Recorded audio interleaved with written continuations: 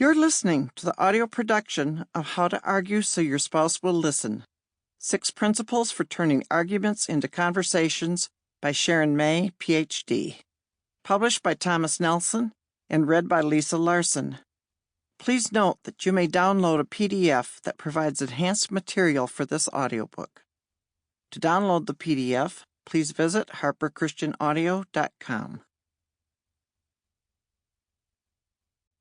To my best friend and gorgeous husband, Mike.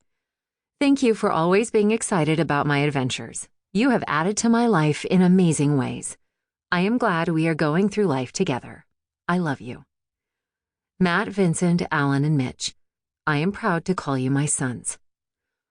This is my prayer for each of us, that our love will grow more and more, that we will have knowledge and understanding with our love. Philippians chapter 1, verse 9, New Century Version. Introduction.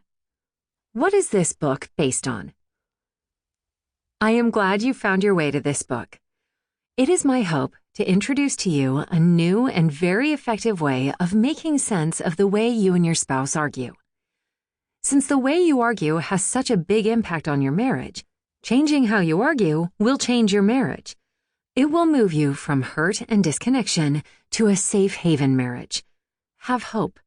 It is possible to argue in a way that you and your spouse can hear, understand, and value each other.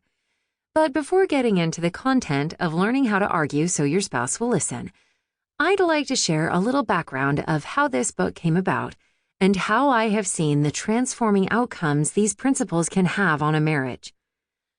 How to Argue So Your Spouse Will Listen is based on the work I have conducted in the Haven of Safety marriage intensives and conferences, which help couples make sense of and change the way they argue in order to have an emotionally connected relationship.